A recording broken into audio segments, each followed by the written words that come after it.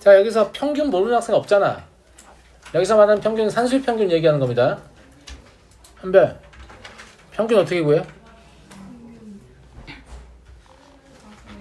다 더해서 개수로 나눠요. 맞는 말이긴 한데 앞으로 답변을 이렇게 얘기해 주시기 바랍니다.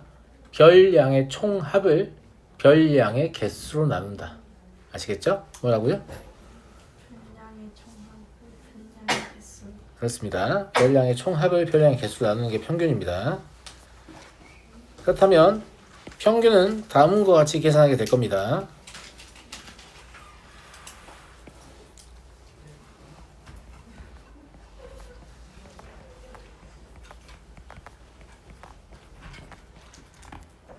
이렇게요. 맞아요? 근데 이렇게 쓰는 게 좀 불편하잖아. 그래서 시그마를 이용해서 표현하는데 통계에서는 시그마에 작동하는 임시 변수가 K가 아니고 주로 I입니다. 알았니 아이들? 네, 감사합니다. 왜 I냐고 묻지 마세요. 나도 몰라요. 아무튼 주로 I를 씁니다. 아시겠죠? 네. 자, 이제 도수 분포표에서 평균을 정의하겠습니다. 자, 편차가 크다고 했잖아요. 이쯤 오면 도수 분포표가 뭐예요? 이런 학생도 있어요. 왜냐면 이거는 중학교 1학년 2학기에서 배운 내용이잖아요. 너무 멀어. 내가 도수 분포표를 기억하기에는 선생님 그때가 언제예요? 뭐 이러면서. 네, 너무 멀긴 하죠. 자, 도수 분포표에서 XI 시리즈는 뭐냐라고 하면 이게 실제 별량인데 주로 계급 값이에요. 기억이 전혀 안 나죠? 자, 우리 반 학생들이 키를 조사한다라고 하면 각자의 실제 리얼 키를 다 숫자로 40명인데 40개를 적은 다음에 선생님 저희 반 학생들 키 여기 있어요 이렇게 하면 딱 보고 데이터를 확인하기가 어렵습니다. 맞아요? 그래서 130 넘어갔나? 140 넘어갔나? 150 이상 160 미만 160 이상 170 미만 170 이상 180 미만 180 이상 190 미만 190 이상 200 미만 이렇게 해서 거기 해당 구간에 몇 명 있냐 손 들어봐. 이렇게 해서 첫 번째 구간 몇 명, 두 번째 몇 명 이렇게 해서 표를 작성해 주면 선생님 이해하기가 훨씬 편합니다. 맞아요 안 맞아요? 맞잖아. 우리 반 학생들은 주로 키가 어디에서 어디 사이에 분포돼 있군. 그러니까 정확한 별량이 집단에 대해서 정확한 정보를 제시한다고 생각하시겠지만 그거는 별량의 개수가 충분히 작을 때 얘기해요. 그래도 나는 정확한 데이터가 좋습니까? 우리나라 전체 인구의 키를 조사한다고 합시다. 진짜 정확한 데이터가 좋아요? 몇 천만 개의 나열된 숫자가 정말 좋아요? 그걸 보면 뭔가 알 수 있을 것 같아요? 전혀 모릅니다. 무슨 말인지 알겠죠? 네. 그래서 구간별로 이렇게 조사하는 게 편하죠. 그러면 실제로는 여기가 뭐 140에서 150 이런 식으로 숫자의 레인지로 돼 있다 이거잖아요. 그러면 여기서 이제 뭐냐면 이거 도수예요. 이거는 이 구간 내에 몇 명이 있냐 이거예요. 10명 있다고 쳐요. 그러면 이 10명은 키가 얼마야 도대체? 아무튼 140보다는 크거나 같고 150보다는 작을 텐데 얼마인지 모르잖아요. 얼마인지 모르니까 그냥 140과 150의 산술 평균 여기 가지고 얘네 키다 이렇게 칩니다. 무슨 말인지 알겠어요? 그러니까 이미 도수 분포표는 이 짓을 하는 과정에서 정확한 데이터로 작성하는 게 아닌 거예요. 제 말 무슨 말인지 알겠습니까? 그냥 근사치로 작성을 하는 거죠. 하지만 그렇게 해서 낸 평균 역시 통계적으로 유의미하다 이렇게 보는 겁니다. 그러면 이때 평균은 어떻게 구하는 게 맞겠냐? 첫 번째 구간에 있는 모든 사람의 키를 얼마로 볼 거예요? X1으로 볼 거잖아요. 그럼 아까 평균 어떻게 구한다고 했죠? 별량의 총합을 별량의 개수로 나눈다고 했죠. 그럼 키가 X1인 애들이 F1명 있는 거예요. 오른쪽에 있는 도수는 실제로 거기 있는 사람 숫자예요.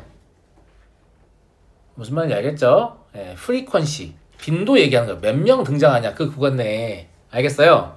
그러면 X1을 F1번 더할 수도 있겠지만 X1 곱하기 F1을 해서 대체할 수 있겠죠. 얘는 왜 평균을 구하는데 곱하고 있나요? 이런 생각하시면 안 된다. 이거 더하기예요. 더하기다. 두 번째 구간의 별량의 총합은 x2, f2겠죠? 이런 식으로 해서 xn, fn까지 하면 됩니다. 이해하시죠? 분모엔 누가 와야 돼요? f1 더하기 f2 더하기 땡땡땡 fn이 와야 된다 이거지. 그러면 분자에는 별량의 총합이 있는 거고 분모에는 별량의 개수가 있는 거예요.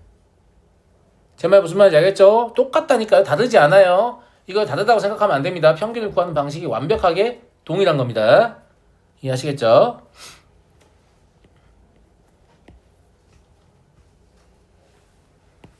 그럼 시그마를 사용한다고 해도 분모 분자에 이렇게 시그마가 따로 들어가야 될 거 아니에요?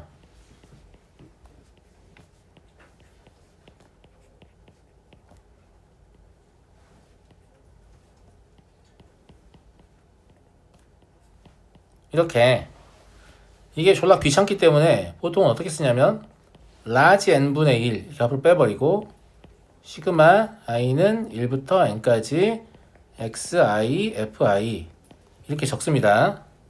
물론 라지 n은 도수의 총합이겠죠. 이게 별량의 개수를 의미하고요.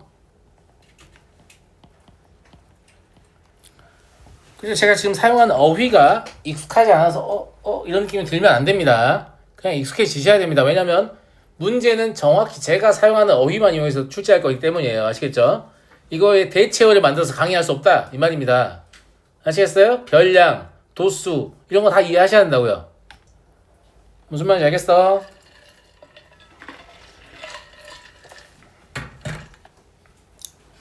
그래서 이제 이 두 개를 제가 구분짓기 위해서 첫 번째 평균을 뭐라고 앞으로 부를 거냐면 나열된 별량의 평균이다 이렇게 부를 겁니다. 두 번째 평균은 도수 분포표에서의 평균이라고 부를 겁니다. 두 개를 구하는 방식은 완벽하게 동일합니다. 동일해요. 다만 도수 분포표는 뭘? 계급값이라는 근사치를 사용하고 있을 뿐 평균을 구하는 알고리즘 자체는 별량의 총합을 별량의 개수로 나눈다. 동일하다니까? 알겠지? 다른 거 아니야. 이것도 지 마음대로 다르다고 결론 내리는 놈들이 있어. 똑같은 거야. 자, 그러면 평균만 있으면 우리가 평균이 어떤 집단을 정말 대표할 수 있느냐. 대표값이란 용어는 중3 때 나왔죠. 그 대표값으로 뭘 사용했죠? 평균, 뭐 최빈값, 뭐 있었냐? 평균 최빈값, 그밖에 없냐? 중앙값. 그죠? 나 중등 너무 오래 안 해가지고 순간 단어가 기억이 났어요. 이렇게 돌려가면서 이제 대표값을 사용했는데 통계에서는 평균만 사용할 거예요. 평균만 사용할 것이다. 자, 평균만 가지고 집단을 대표하기가 이름이 대표값이잖아요. 그런데 평균만 가지고 집단을 대표하기가 좀 어려워 생각보다. 왜 어렵냐? 자, 여러분들이 수학 선생님이 됐다고 간주해봐요. 되게 싫은데 그래도 됐다고 간주해봐야겠죠? 그래서 여러분들이 초임을 이제 부임을 했어요. 그래서 너는 짬찌니까 죄송합니다. 당신은 경력이 많이 없으니 1학년 2개 반만 맡아서 수업을 해주세요 라고 이야기했단 말이에요. 그래서 수업 준비해야겠다. 선생님 그 2개 반은 평균이 어느 정도 하는 친구들인가요?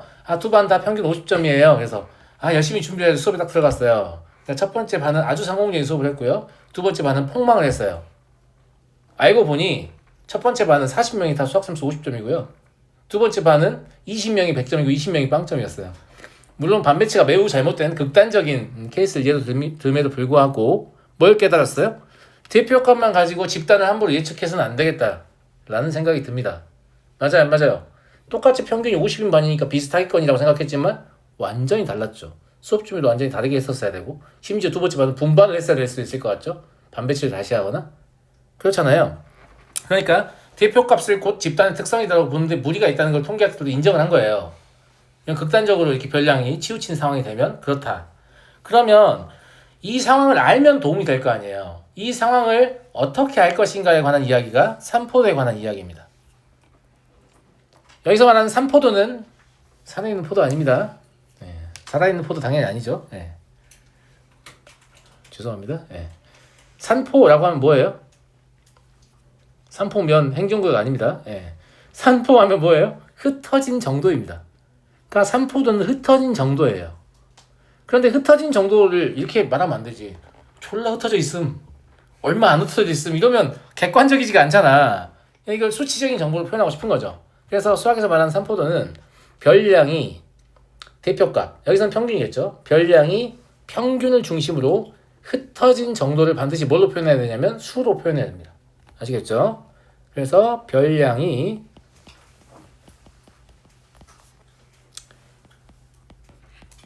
원칙적으로는 대표값입니다. 근데 우리 여기서 평균을 쓸 거니까 평균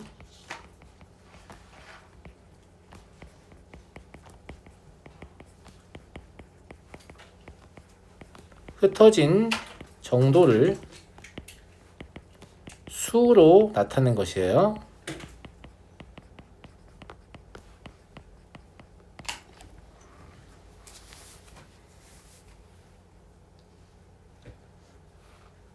자, 그러면 너네가 별량이 평균으로부터 흩어진 정도를 수로 나타낸다고 간주했을 때 너네가 만들어봐.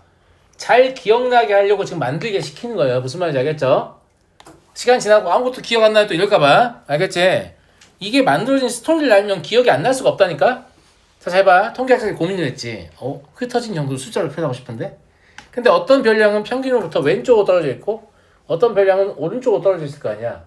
그러니까 뭘 먼저 시도하냐면 이게 거리 개념으로 표현하고 싶은데 방향성이 있어야겠구나. 차로 표현하면 안 되겠구나 라고 생각을 했어요.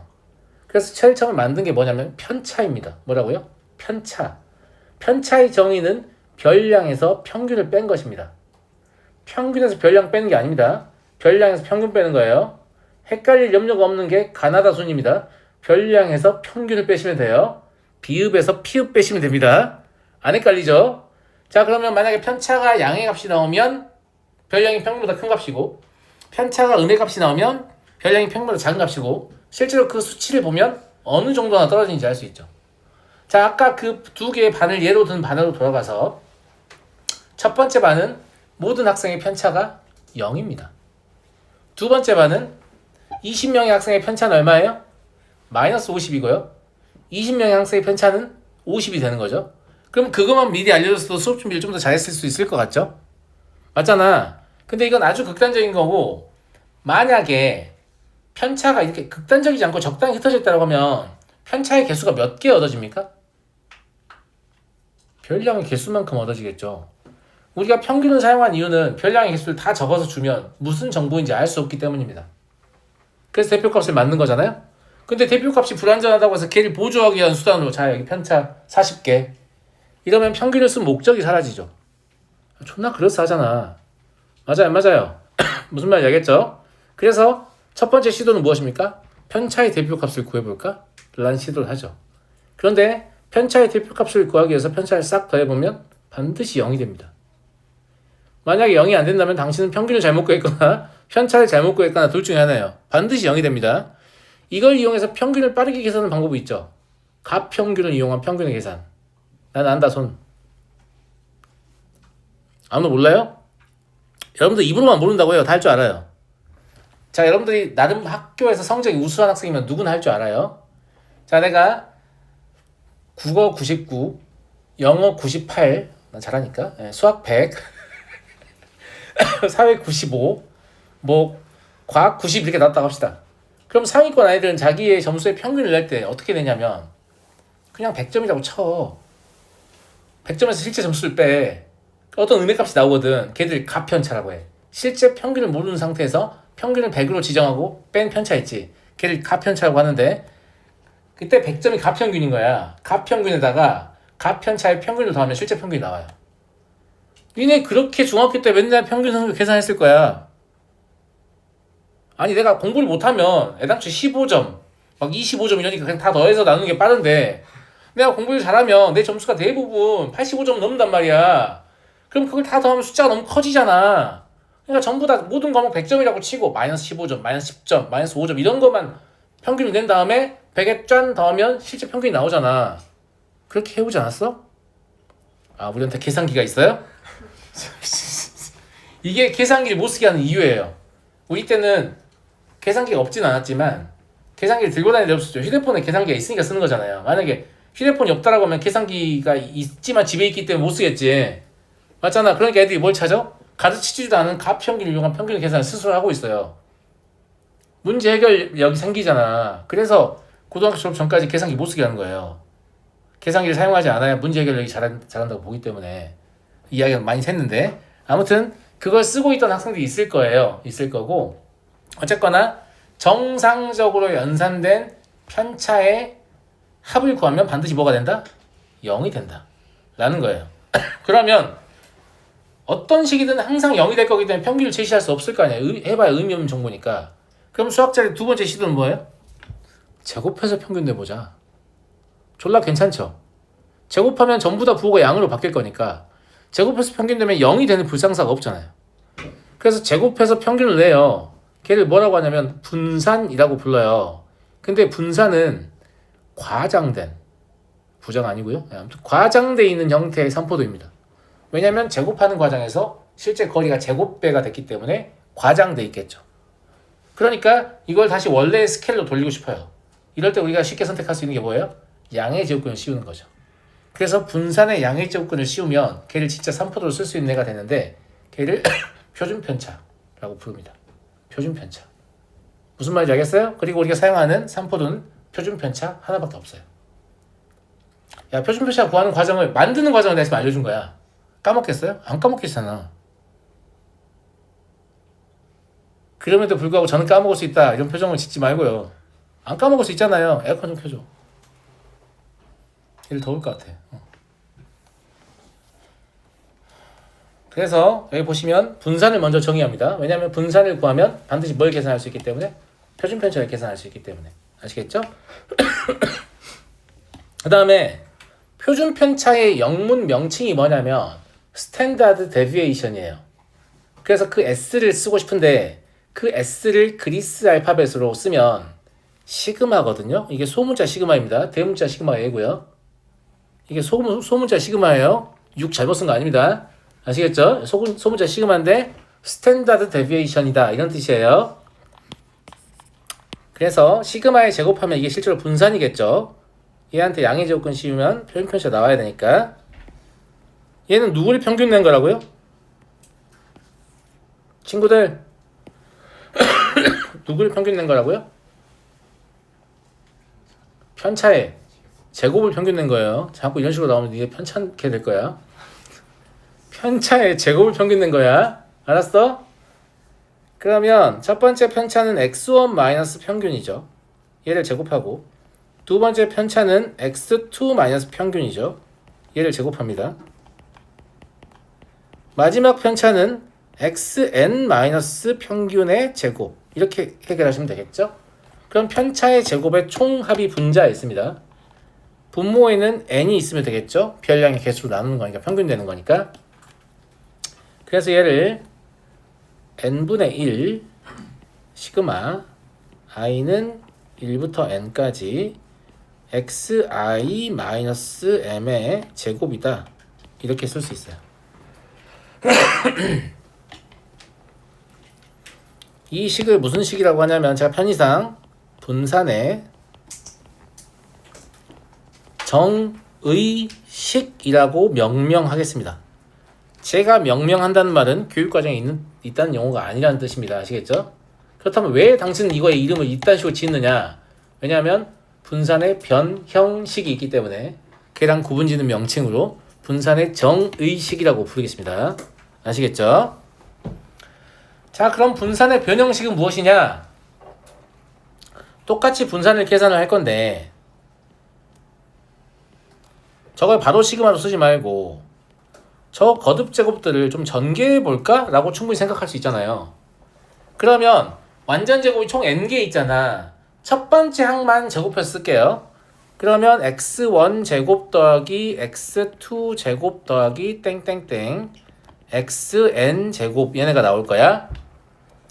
가운데 항은 뭐냐면 2mx1 마이너스 붙인 거 마이너스 2mx1 마이너스 2mx2 이런 식이니까 마이너스 2m이 공통인수거든요. 그래서 가운데 항은 마이너스 2m x1 더하기 x2 더하기 땡땡땡 xn이라고 적죠.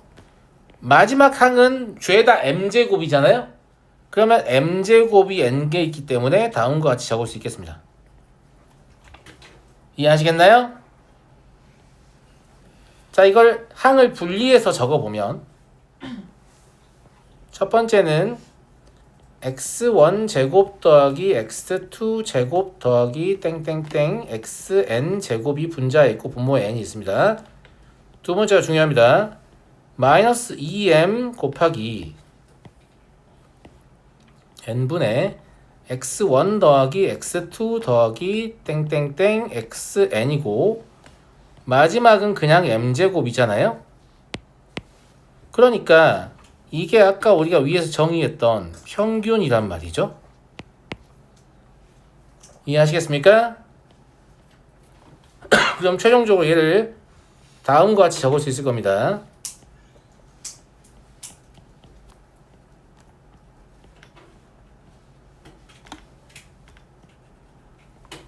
맞습니까? 이 식을 분산의 변형식이라고 제가 앞으로 부를 겁니다. 분산의 변형식은 교육과정에 있는 용어이기도 합니다. 이들 구분하려고 쟤를 분산의 정의식이라고 부른 거예요. 아시겠죠? 그리고 이것을 기억하는 방법은 이 앞에 있는 숫자와 뒤에 있는 숫자의 의미를 분석하시면 돼요. 앞에 있는 숫자는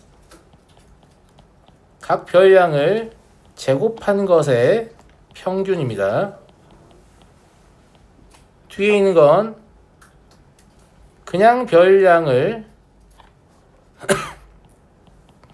별량의 평균을 구한 다음에 얘를 제곱한 것이죠.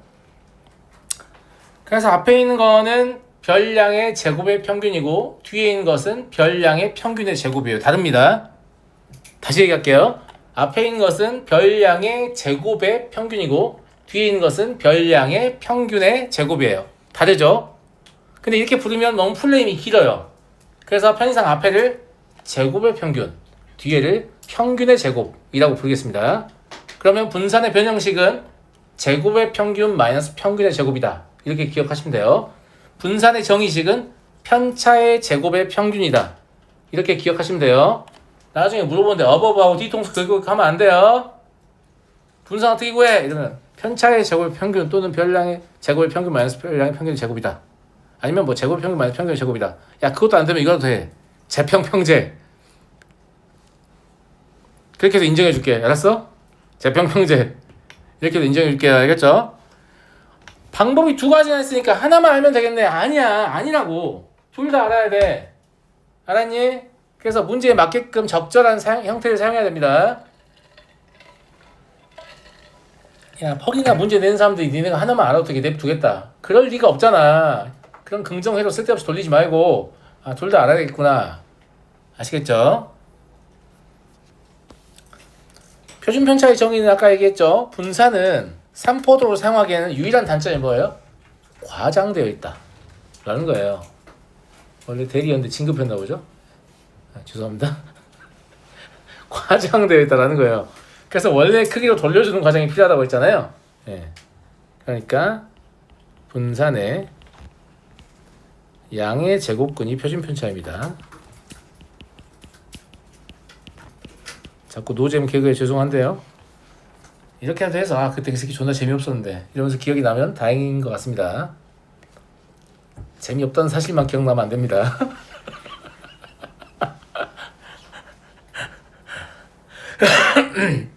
아까 도수 분포표에서 평균 구하는 방식이 나열된 별량의 평균을 구하는 방식하고 동일하다고 했잖아요.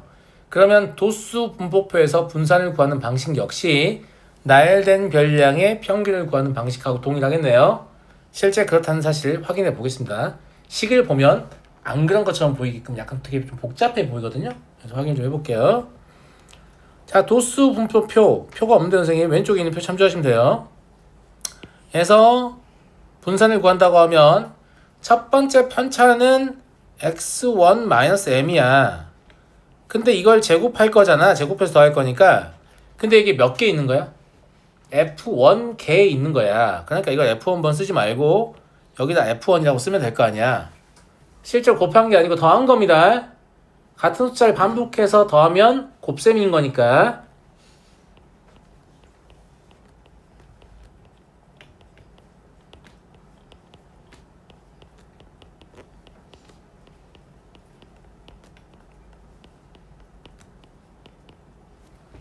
여기 라지 n이라고 제가 줬으니까 라지 n으로 쓰면 되겠죠.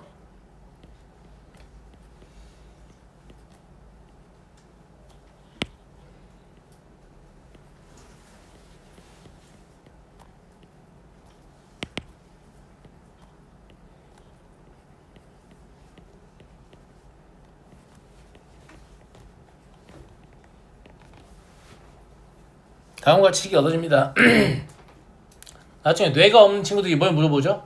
선생님 왜 fin 제곱이 없나요? 진짜 죽여버려요 진짜. 무슨 말인지 알겠죠? fin 편차가 아닙니다. 아시겠죠? 예. 제발 식의 의미 좀 생각하면서 읽으세요. 마찬가지 그럼 얘도 재평평제 가능한가? 당연히 가능하죠. 확인해 보겠습니다.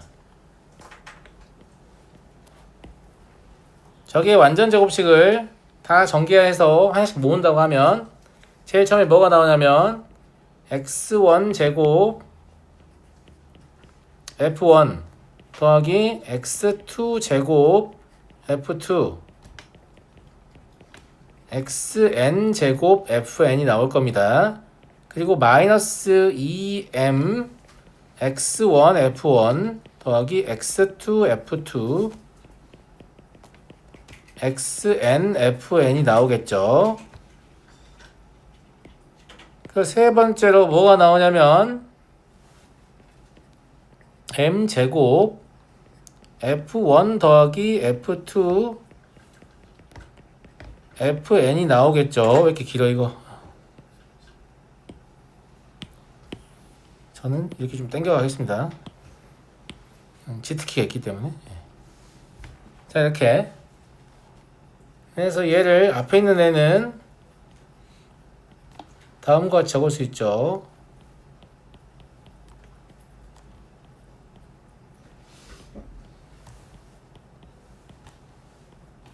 뒤에 있는 애는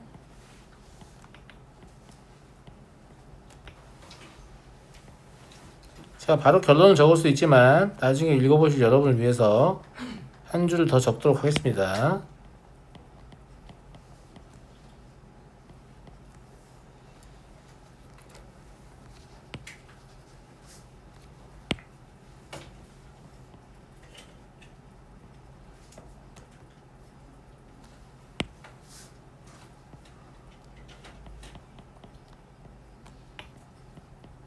이렇게요. 그러면 여기 이 부분이 m이라는 사실을 인지할 수 있고 여기 이 부분은 large n이라는 사실을 알 수 있죠.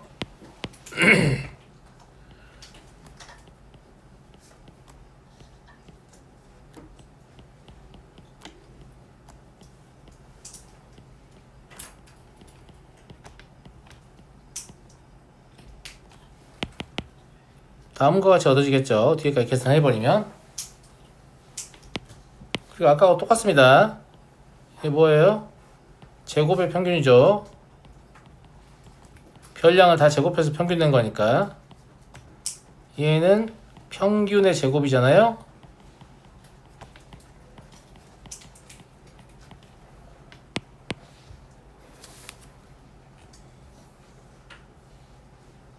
그래서 도수 분포표에서 분산을 구할 때도 정의식과 변형식 둘 다를 사용할 수 있어요. 이해 되겠나 친구들? 좋아요. 자, 5번 보겠습니다. 10개의 별량의 합이 10이고 제곱의 합이 170이다. 평균은 쉽게 구할 수 있죠. 평균은 뭐예요? 1이죠. 아니, 합을 개수로 나누면 되니까 이거 계산 안 해도 되죠. 평균 1입니다. 그죠? 자, 여기서 분산을 구한다고 해봐요. 그럼 니네 뭐 해야 돼요? 10분의 1 곱하기 시그마 i는 1부터 n까지 xi의 제곱 해야 되잖아요. 그리고 2의 제곱 빼면 되죠. 그래서 제가 뭘 준 거예요? 별량의 제곱의 합을 준 겁니다. 감사합니다. 그럼 16 나오죠? 그러니까 표준 편차는 얼마다? 4다 라는 걸 알 수 있죠. 근데 이걸 편차 하나만 가지고 답을 낼 수 있겠냐 이 말이에요.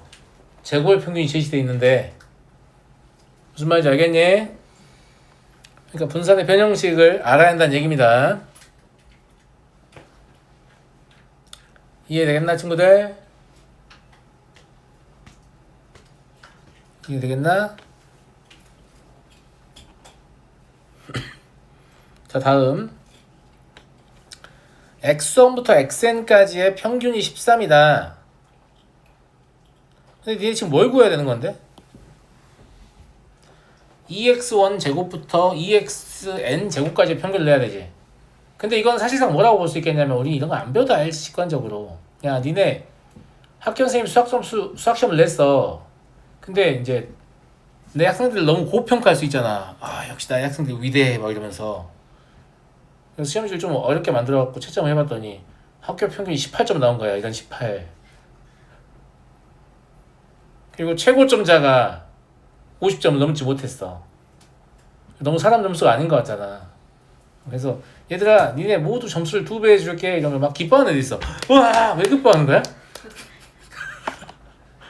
기뻐할 필요는 없어. 무슨 말이야. 모든 점수를 2배를 해주면 그냥 다 똑같이 점수만 2배 커지는 거고 평균은 그럼 뭐예요? 원래 평균에서 2배 상승한 36점이 되는 거죠. 아주 상식적이잖아요. 그러니까 나는 지금 뭐 하고 싶은 거냐면 제곱의 평균을 구하고 싶은 거예요.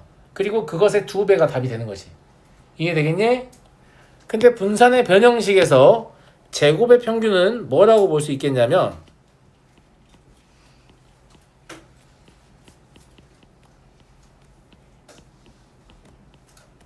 뭐라고 볼 수 있어요? 분산 더하기 평균의 제곱이죠. 감사합니다 여러분. 분산이 제곱의 평균 마이너스 평균의 제곱이니까 제곱의 평균은 분산 더하기 평균의 제곱이죠. 감사합니다. 얼마야 그러면? 194 나와요? 그죠? 따라서 2x1의 제곱, 2x2의 제곱 이것들의 평균은 194에다가 그냥 2만 곱하면 돼요. 그러면 388이다 라는 사실을 알 수 있습니다. 자 여기까지는 그냥 배경 지식입니다. 중3 내용하고 거의 삐까삐까해요. 막 새로운 내용이 아니다. 단 도수 분포표를 가지고 이 짓을 한 것만 조금 색다르고 나머지 동일한데 도수 분포표가 당연히 더 중요합니다. 아시겠죠? 여러분들 중학교 때 상대도수 배웠어요? 안 배웠어요? 배웠죠? 상대도수는 뭐가 상대도수였죠? 아니 도수를 그냥 도수의 총합으로 나눈 게 상대도수였잖아. 도수의 총합으로 나눴다고? 도수의 총합으로 나눴다고? 개수를 전체 개수로 나눴다고? 어머나 상대도수가 확률이에요. 감사합니다. 상대도수가 사실 확률입니다.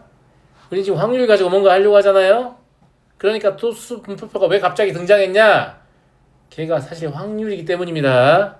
이해하시겠어요? 자, 갑자기 이게 뭐냐? 뭘까 이게 도대체? 뭔 소리인지도 모르는 게 이제 나오기 시작하는데 잘 보세요. 제 말 잘 들으셔야 돼요. 확률을 영어로 뭐라고 하죠?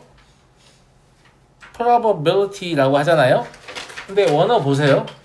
random variables라고 써있죠. 무슨 말이에요? 번역을 저렇게 하면 안 될 것 같지 않냐? 임의 변수라고 번역을 해야 될 것 같잖아. 근데 우리의 교육과정은 저것을 확률 변수라고 굳이 번역을 해놨습니다. 뭐 의도가 있겠습니다만은. 근데 제 생각엔 확률 변수는 뭐가 중요하냐면 저 랜덤이라는 단어가 되게 중요한 거예요. 자, 확률 변수는 뭐 하는 거냐? 주사위를 던지는 시행에서 그런 생각 해본 적 없어요? 주사위를 던지는 시행에서 주사위에는 항상 1부터 6까지 눈이 새겨져 있죠. 그냥 주사위를 던지면 1이 나오거나 2가 나오거나 이런 생각밖에 안 들잖아. 근데 주사위의 각 면에 막 사자도 그려놓고 호랑이도 그려놓고 미친놈인가요? 아니 아무튼 그러면 똑같은 주사위를 던지는 시행을 하는데 그 결과가 좀 다르게 느껴지지. 아니 101부터 106까지 적어도 좀 다르게 느껴지지. 내 말은 사실은 주사위의 눈은 뭐냐면 확률 변수의 일종이에요. 얘가 주사위의 각면을 다 다른 걸로 취급했을 때 A면부터 영어 잘못했어. A, B, C, D, E, F F면까지 총 6개의 면이 있는데 거기를 그냥 각각 1, 2, 3, 4, 5, 6을 지정을 해놓은 거란 말이에요. 그러니까 주사위 자체는 변하지 않았죠. 근데 그 면에다 무엇을 지정하느냐에 따라서 좀 뭐가 달라지잖아요. 그러니까 표본공간 자체는 변하지 않죠. 하지만 거기에 대응되는 숫자는 다 바꿔서 쓸 수 있다는 얘기잖아요. 이해하시겠어요? 예, 제가 지금 말하는 얘가 확률 변수입니다. 그러니까 주사위의 각 면이라는 것은 근원 사건이에요. 근원 사건은 표본 공간의 각 원소입니다. 그러면 표본 공간의 각 원소에 어떤 실수를 대응시킨 거예요. 여기서는 1부터 6까지인 거죠. 꼭 1부터 6까지의 이유가 없다니까. 우리 마음대로 하는 거야. 물론 니네 마음대로 할 수 있는 건 아무것도 없으니까 문제 출제자가 다 지정을 해놓을 건데 아무튼 우리 마음대로 할 수 있다. 일단 원칙적으로는. 무슨 말인지 알겠죠? 그래서 어떤 시행에서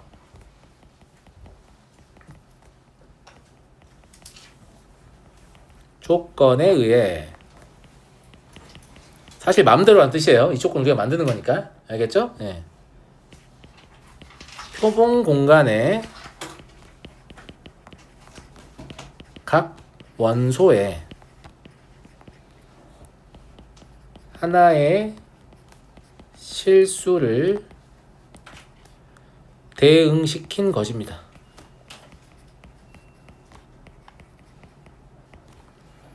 주사위의 각 면은 그냥 그 자체로 존재하는 겁니다. 여러분들이 거기에다 1, 2, 3, 4, 5, 6이라는 숫자를 적어 넣으면 걔가 확률 변수가 되는 거예요. 여러분들이 숫자를 적기 전에 주사위에 면이 없었나요? 그런 게 아니잖아요. 표본 공간에 각 원소는 다 있었습니다. 근원 사건 다 있었어요. 무슨 말인지 알겠죠? 그 면이 다 구분된다고 간주했을 때 있었고 거기에다가 니네가 1부터 6까지 숫자를 대응시킬 수 있다고. 그럼 하필이면 1부터 6까지를 대응시키면 이제 숫자가 지정이 됐잖아. 그랬을 때 걔를 뭐라고 부르는 거예요? 확률 변수라고 부르는 거야. 근데 얘들은 왜 임의 변수라고 부르나요? 그걸 우리가 임의로 할 수 있다라는 거에 힘을 싣고 싶은 거고 우리는 왜 확률 변수라고 번역했나요? 그 우리가 부여한 그 숫자들 있죠. 그 숫자들이 실제로 나오냐? 아니, 확률적으로 나온다. 그래서 확률 변수라는 이름으로 번역을 한 겁니다. 그러니까 둘 다 내가 봤을 때 의도가 있긴 해. 둘 다 네이밍 자체가 나쁘지 않습니다. 얘를 임의 변수라고 부르나 확률 변수라고 부르나 아무튼 그 확률 변수가 가지고 있는 특징을 담기 위해서 노력한 흔적이 있다. 이런 얘기예요. 그래서 내가 주사위 던진 시행에서 처음에 뭐라고 얘기했어요? 1의 눈이 나오는 사건이라고 해야지 1이라고 하면 안 된다고 했지. 확률 변수 자체를 표본공간의 근원 사건의 원소로 생각하면 안 된다고. 근원 사건이라고 생각하면 안 된다고. 아시겠어요? 그래서 제가 E1, E2 이런 식으로 적었잖아. 이걸 구분하기 위해서예요. 실제 주사위에 새겨진 숫자는 확률 변수로 우리가 지정한 것이다 라는 거예요. 아시겠어요? 사용하는 이유는 뭐냐? 이유가 졸라 궁금할 텐데 이걸 사용하는 이유는 만약에 확률 변수를 지정하지 않았다고 칩시다. 주사위에 아무런 눈금도 새겨져 있지 않아요. 그러면 얘를 가지고 뭘 수량화가 안 돼 있는 상태이기 때문에 수학적으로 뭘 해볼 수가 없어요. 무슨 말인지 알겠어? 그러니까 핵심은 뭐냐면 표본 공간의 수량화입니다. 아시겠어요? 네. 확률 변수를 만든 이유는 표본 공간을 수량화하기 위해서입니다.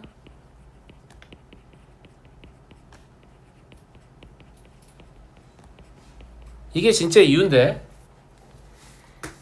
내용을 더 배워보셔야 표본 공간의 수량화가 어떤 의미를 갖는지를 알게 되실 거니까 일단 그냥 그렇구나 하시면 돼요.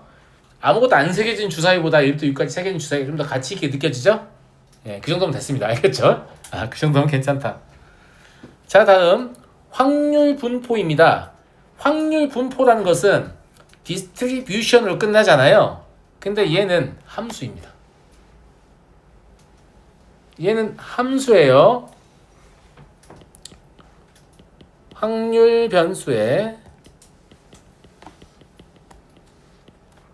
확률 변수 라지 x라고 할게요.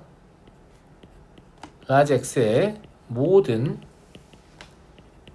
값과 x가 그 값을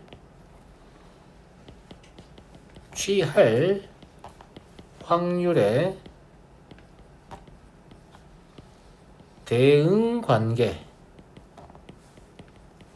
그러니까 얘는 사실 함수입니다. 자, 조금 부연 설명이 필요해 보이네요. 뭐 때문에 부연 설명이 필요해 보이냐면 일단 확률 변수 라지 x라고 썼잖아요. 이게 뭐냐면 라지 x를 쓸 때는 아까 주사위를 예로 들었으니까 주사위를 던진 시행의 표가 있을 거 아니에요. 거기서 1부터 6까지 썼어. 그럼 이 라지 x가 1부터 6까지를 대표하는 아이야. 1도 될 수 있고 2도 될 수 있고 3도 될 수 있고 4도 될 수 있고 이런 거지. 이런 거야. 근데 이 x가 그 값을 취한다고 했잖아. 그 x는 실제 1이 될 확률 얼마예요? 6분의 1이죠. 2가 될 확률 6분의 1이잖아요. 그러니까 1을 넣으면 6분의 1이고 2를 넣어도 6분의 1이고 3을 넣어도 6분의 1이고 이렇게 값이 나오잖아. 그러니까 함수 관계라고 볼 수 있는 거죠. 이해하시겠습니까? 이해되겠어요? 네, 좋아요. 그러하다라는 얘기고요. 그 다음에 취할 수 있는 값을 문자로 표현할 때는 이건 실제로 뭐냐면 야 확률 변수 x가 1부터 6까지 가능하다고 했잖아. 근데 그 중에 어떤 건데 얘를 미지수로 표현하고 싶어? 그때는 소문자를 사용합니다. 대문자는 전체를 대표하는 문자이기 때문에. 아시겠죠? 그냥 실제 거기 있는 숫자 중에 미지수로 표현하고 싶은 숫자, 걔들은 소문자로 표현한다고. 아시겠죠? 예. 요거는 그냥 이름을 짓는 방식에 대한 거니까 그냥 받아들이시면 돼요. 그 다음에 이 확률 변수는 두 가지 종류가 있습니다. 이산 확률 변수하고 연속 확률 변수라는 게 있어요. 다 영어 알아야 돼요. 몰라도 되는 게 아닙니다. 이산 확률 변수라는 것은 값이 유한하거나 무한하거나 그런 거 중요하지 않아요. 그냥 값이 1, 2, 3, 4 이렇게 뚝뚝 끊어지면 돼요. 물론 1, 2분의 1, 2, 2분의 3 뭐 이렇게 해도 돼요. 2분의 3, 2, 2분의 5, 3 이렇게 해도 됩니다. 그냥 값이 뚝뚝 끊어지면 돼. 그러면 이산 확률 변수예요. 소수도 됩니다. 그냥 값이 뚝뚝 끊어지면 됩니다. 근데 연속 확률 변수는 아무리 좁은 구간을 선택해도 그 안에 있는 확률 변수가 개수를 셀 수 없을 정도로 많은 그런 상태를 얘기하는 거예요. 그게 뭔데요, 선생님? 예를 들자면 뭐 주사위를 던지는 시행에서 나오는 눈 같은 건 이산 확률 변수가 될 수 있는데 올해 태어난 신생아의 몸무게다. 이러면 연속 확률 변수라고 보는 게 타당하겠지. 물론 무한정으로 많지 않을 거 아니에요. 뭐 그럴 수는 있겠는데 꽤나 많은 숫자잖아요. 그죠? 예. 아니면 올해 태어난 신생아의 몸에 있는 세포의 개수다. 값이 좀 이산적이지가 않잖아요. 예. 그러하다. 그리고 그 수량에 관한 것도 조금 주의하실 필요가 있는데 자신의 키 다 압니까? 손 들어봐요. 난 나의 키를 알고 있다. 손 들어봐. 여러분들은 당신들 여러분 키 전혀 몰라요. 그냥 근사값만 아는 거예요. 아니 선생님 제가 병원에 쟀는데 얼마 나왔다고요? 그거는 측정 기기의 최소 눈금의 근사치입니다. 여러분의 키가 비순한 무한소수일 수도 있잖아요. 미친놈인가? 라는 표정인데? 왜 내가 미친놈이야? 아니 내 키가 비순한 무한소수일 수 있잖아. 근데 측정기기가 그만큼 정밀하지 못해서 나를 거기까지 측정할 수 없는 거지. 아주 좋은 얘기예요. 여러분들 세상 우리를 측정할 수 없어요. 아시겠죠? 우리는 비순한 무한소수니까요. 아시겠어요? 네. 자, 근데 제가 굉장히 약간 뜬구름 잡는 얘기를 했으니까 이게 확 와닿는 느낌은 아니야. 저 사람이 저렇게 열심히 설명하니까 뭔가 맞는 말인가 보다 이런 느낌이지 뭔가 확 와닿진 않잖아? 그래서 이게 좀 확 와닿게 예제 하나만 풀어보고 쉬는 시간 줄게요. 알았죠? 네. 아주 간단한 상황을 가지고 확률 변수를 왜 만드는가에 대해서 얘기하고 싶은 문제야. 이렇게 단순한 상황을 가지고도 충분히 설명할 수 있습니다. 먼저 한쪽 면은 1, 다른 쪽 면은 2가 새겨진 동전이 있다고 했어요. 그러면 1, 2가 새겨졌으니까 이미 확률 변수를 얘가 지정한 거잖아. 근데 이걸 가지고 또 지정할 수 있어. 어떻게 할 수 있냐면 두 개를 동시에 던졌을 때 숫자 합. 이게 여기서 얘기하는 조건에 의해 이 조건이에요. 이 조건을 물론 우리가 만들 수 있지만 우리는 문제를 푸는 입장이기 때문에 우리 출제자가 아니잖아요. 그러면 출제자가 만들어 놓으면 거기에 맞춰서 그냥 생각하시면 되는 거예요. 아시겠죠? 그래서 표본 공간을 한번 관찰해 볼게요. 표본 공간은 딱히 확률 변수랑 상관이 있는 건 아니고 표본 공간 S는 뭐가 되겠냐면 이 안에는 1, 2라고 1, 2하고 2, 2라고 2, 2가 들어있을 거란 말이에요. 제발 이해되시죠? 근데 실제로 확률 변수 X는 뭐를 취할 수 있냐면 합이니까 2하고 3하고 4만 취할 수 있어요. 제발 이해하시겠죠? 그럼 2를 넣었을 때는 확률이 얼마예요? 4분의 1이죠. 2를 취할 확률은. 3을 취할 확률은 2분의 1입니다. 4를 취할 확률은 뭐예요? 다시 4분의 1이 됩니다. 그러니까 이렇게 이산적인 아이들은 이 함수 관계를 어떻게 표시하는 게 편리하냐면 다음과 같이 표시하는 게 편리합니다.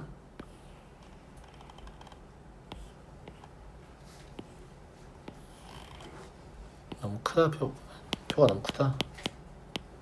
아니 그리는 거 마저 그리셔도 돼요. 그냥 제가 마음에 안 들어서 그런 거니까.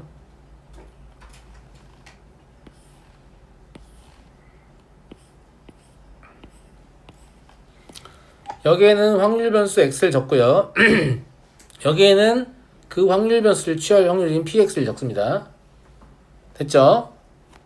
여기를 이렇게 쓰는 경우도 있는데 px는 x 이게 무슨 말이냐면 여기 2, 3, 4가 올 거잖아. 그래서 스몰 x는 저 2나 3이나 4 이런 뜻으로 쓰는 거예요. 귀찮아서 저는 잘 안 적죠. 근데 이제 인쇄하는 놈들 안 귀찮으니까 막 적혀 있어요. 알겠죠? 예. 자, px 그럼 얘가 4분의 1이고 얘는 2분의 1이고 얘는 다시 4분의 1입니다. 그리고 여기는 항상 뭘 적게 되어 있냐면 확률 변수의 합을 적게 되어 있습니다. 당연히 1이죠. 모든 확률의 합이니까. 이해하시겠죠? 예. 얘를 뭐라고 부르냐면 확률 분포표라고 부릅니다.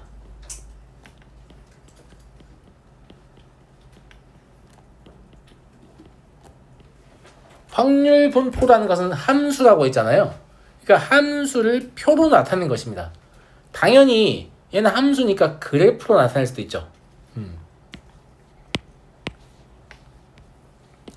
그래프로는 다음과 같이 나타납니다.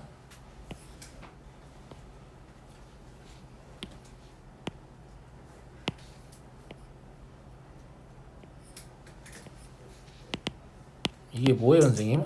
일단 봐봐요.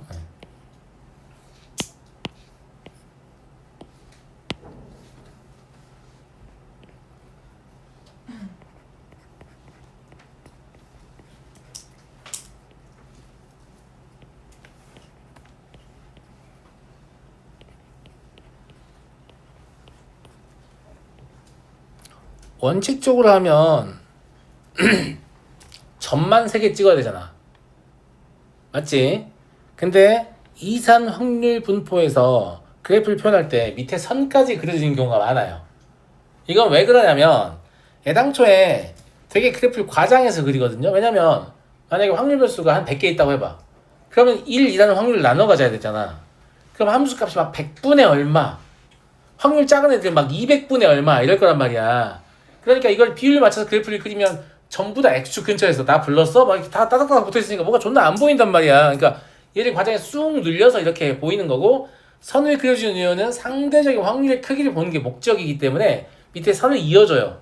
이게 이렇게 선생님이 X축이 수직이 있었는데요? 함수 아닌데요? 막 이렇게 시비 걸면 안 돼요. 그런 뜻이 아니고, 무슨 말인지 알겠죠? 실제로 그 점에 Y좌표면 의미가 있지만 그 확률의 상대적인 크기를 비교하기 쉽게끔 밑에 선을 좀 그어주는 경향이 있다. 이렇게 보시면 될 것 같습니다. 그래서 이건 여러분들 알고 계시는 그래프죠. 근데 이게 좀 뭐가 빠진 느낌이잖아. 우리가 보통 함수를 다룰 때는 이렇게 안 하지. fx는 어쩌고 이거 어디 갔어요? 그치? 있어요. 자, 그렇게 표현할 수도 있는데 이걸 뭐라고 하냐면 확률 질량 함수라고 부릅니다. 이 용어는 기억하셔야 됩니다. 왜냐하면 이산 확률 변수에서는 확률 질량 함수라는 명칭을 쓰고 연속 확률 변수에서는 확률 밀도 함수라는 명칭을 쓰기 때문입니다. 달라요. 아시겠죠? 얘를 쓰기 나름인데 여기 이제 스몰 x 아니고 k라고 썼는데 사실 스몰 x라고 써도 돼요. x라고 쓸까? 이렇게 쓸게. 헷갈리니까 니네. 그러면 4분의 5 마이너스 k 아니 x라고 쓰기로 했죠. x x가 3보다 크거나 같으면 괜찮아요? 그 다음에 4분의 x 마이너스 1 x가 3보다 작으면 단 x는 2, 3, 4다. 이게 뭔 말이냐면 그냥 쓰기 나름이야. 나처럼 꼭 안 써도 된다고. 그냥 쓰기 나름이라고. 근데 존나 불편하지. 별로 안 쓰고 싶잖아. 맞아요, 안 맞아요? 그쵸? 얘를 뭐라고 하냐면 확률 질량 함수라고 해요.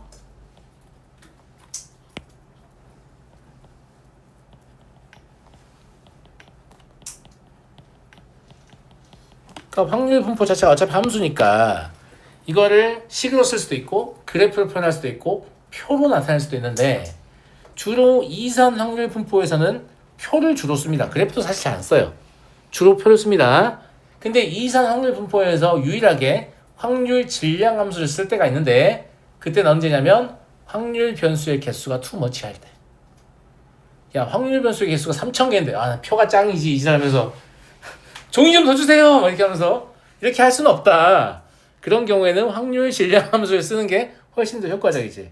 그래서 확률 변수의 개수가 적당히 적으면 표를 쓰는 게 확실히 유리하고요. 개수가 너무 많으면 그러면 확률 질량 함수를 써야 할 텐데 문제는 확률 질량 함수를 쓰기 어려워하겠지 학생들이. 지금 밑에 거 내가 말했으면 썼겠어요?